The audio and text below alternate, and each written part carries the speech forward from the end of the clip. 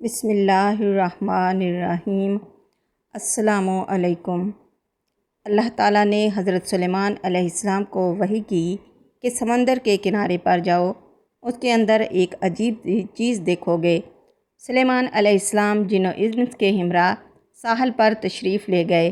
جب ساحل پر پہنچ کر نظر ادھر ادھر کی تو کچھ نہ دیکھا، تو آپ نے عفریت یعنی جنات کی ایک قسم سے فرمایا، اس سمندر میں غوطہ لگاؤ اور وہاں کے حالات مجھ سے آ کر بیان کرو۔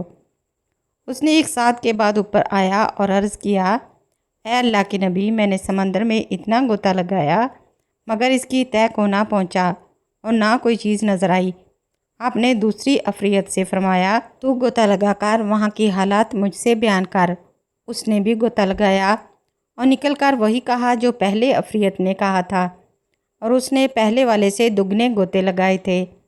آپ نے آصف بن برخیا سے کہا، جو آپ کے وزیر تھے، سمندر کے اندر کا حال معلوم کرو۔ پھر انہوں نے سمندر میں غوطہ لگایا۔ انہوں نے فوراً ایک سفید کافوری قبا حاضر کیا جس کے 4 دروازے تھے، ایک موتی کا، ایک یاقوت کا، ایک ہیرے کا اور ایک سبز زمرد کا، اور سب دروازے کھلے ہوئے تھے۔ ان میں ایک قطرہ بھی پانی داخل نہ تھا، حالانکہ وہ سمندر کی تہہ میں تھا، جس کی گہرائی اتنی تھی کہ پہلی عفریت نے جو غوطہ لگایا تھا، اس طرح کی 3 غوطہ اور لگاتا تو تہہ تک نہ پہنچتا۔ انہوں نے جب قبا کو حضرت سلیمان علیہ السلام کے سامنے حاضر کیا تو کیا دیکھتے ہیں کہ اس قبا کے اندر ایک خوبصورت جوان صاف کپڑے پہنے نماز پڑھ رہا ہے۔ آپ نے قبا میں داخل ہو کر اسے سلام کیا اور فرمایا، تجھے سمندر میں کس چیز نے پہنچایا؟ اس نوجوان نے جواب دیا، اے اللہ کے نبی، میرے والد اپاہج اور والدہ نابینا تھی۔ میں نے ان کی 70 برس خدمت کی۔ جب میری والدہ وفات پانے لگیں تو انہوں نے دعا کی، اے اللہ، میرے بیٹے کی عمر اپنی عبادت و اطاعت میں دراز فرما۔ اور جب والد کی وفات کی نوبت آئی تو انہوں نے یہ دعا کی، اے اللہ، میرے بیٹے سے ایسی جگہ خدمت لے جہاں شیطان کا دخل نہ ہو۔ جب میں انہیں دفنا کر ساحل کی طرف آیا تو یہ قبا نظر آیا۔ میں اس کی خوبصورتی کو دیکھنے کے لیے اندر داخل ہو گیا۔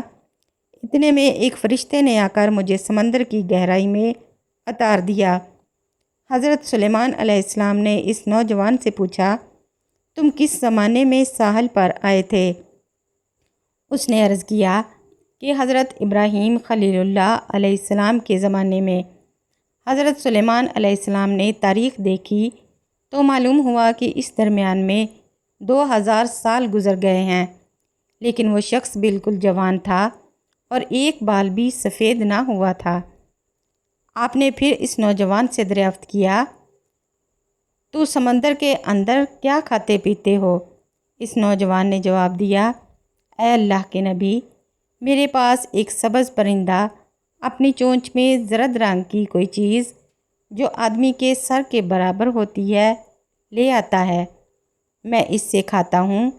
اس میں ساری دنیا کی نعمتوں کا مزہ ہوتا ہے اور اس سے میری بھوک اور پیاس جاتی رہتی ہے، اور گرمی، سردی، نیند، اونگ، تنہائی اور وحشت سب اس سے دور ہو جاتی ہے۔ حضرت سلیمان علیہ السلام نے اس سے فرمایا، تم ہمارے ساتھ چلنا چاہتے ہو یا اپنی جگہ دوبارہ واپس جانا چاہتے ہو؟ اس جوان نے عرض کیا، مجھے اپنی جگہ پر لوٹا دیجیے۔ آپ نے آصف بن برخیا سے کہا کہ اسے اپنی جگہ پر واپس پہنچا دو۔ چنانچہ انہوں نے پہنچا دیا۔ حضرت سلیمان علیہ السلام نے لوگوں کی طرف متوجہ ہو کر فرمایا، دیکھو والدین کی دعا کیسے مقبول ہے۔ اللہ تم پر رحم کرے، والدین کی نافرمانی سے بچتے رہو۔ اے اللہ، تو مجھے بھی ان کی خدمت کی توفیق عطا فرما۔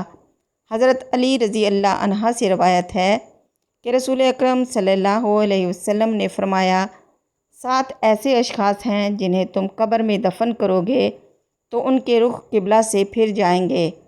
ساتھ ہی فرمایا کہ جاؤ جا کر قبریں اکھیڑ کر دیکھ لو، اگر ایسا نہ پاؤ کہ جیسا میں نے کہا تھا تو کہہ دینا میں نے غلط کہا تھا۔ عرض کی، حضور یہ کون لوگ ہیں جن کے رخ قبلہ سے پھیر دیے جائیں گے؟ حضور صلی اللہ علیہ وسلم نے ارشاد فرمایا، پہلا شارب الخمر یعنی شراب پینے والا، شراب پلانے والا، شراب بیچنے والا، شراب خریدنے والا یا شراب کو منتقل کرنے والا، ان سب پر اللہ کے رسول نے لعنت بھیجی ہے۔ ایک روایت میں آتا ہے، شراب پینے والا بت پوجنے والے کی طرح ہے۔ شرابی جب مرتا ہے اسے مرتے وقت کلمہ نصیب نہیں ہوتا، اور دوسرا یہ کہ اس کا قبلہ سے رخ پھیر دیا جاتا ہے۔ نمبر 2، انسانوں کی خرید و فروخت کرنے والا، یعنی وہ افراد جو انسانی اعضاء یا مکمل انسان کی خرید و فروخت کرے، اس کا رخ بھی مرنے کے بعد قبر میں قبلہ سے پھیر دیا جاتا ہے۔ نمبر 3، جھوٹی گواہی دینے والا۔ نمبر 4، سود کھانے والا، سود دینا، سود لینا اور سود لکھنا، یہ سب اس میں شامل ہیں۔ سودی لین دین کے گناہ کے 70 درجے ہیں، اور سب سے کم درجہ اپنی ماں سے زنا کرنے کے برابر ہے۔ ایسا شخص جو سودی لین دین کرتا ہو، موت کے بعد قبر میں اس کا رخ بھی قبلہ سے پھیر دیا جائے گا۔ نمبر 5، کسی کی فوتگی پر نوحے کرنے والی عورت۔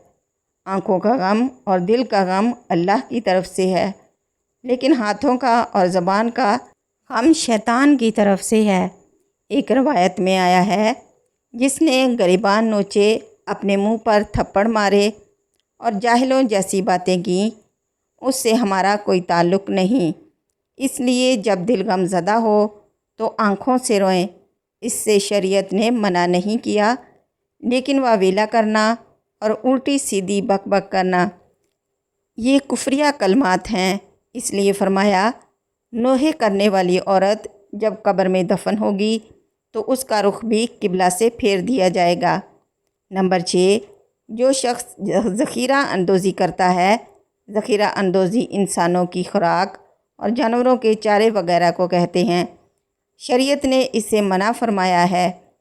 حضور اکرم صلی اللہ علیہ وآلہ وسلم نے ارشاد فرمایا، جس شخص نے 40 دن تک ذخیرہ اندوزی کی، اللہ تعالیٰ اسے 40,000 سال تک جہنم کی آگ میں جلائے گا۔ تو ایسے افراد جو ذخیرہ اندوزی کرتے ہیں، ان کے رخ بھی قبر میں قبلہ سے پھیر دیے جائیں گے۔ نمبر 7، جو شخص نماز تو پڑھتا ہے مگر جماعت سے نہیں پڑھتا، تو ہمیں ان باتوں کو مد نظر رکھتے ہوئے اپنی زندگیاں گزارنی چاہیے تاکہ ہماری زندگی بھی آسان ہو سکے۔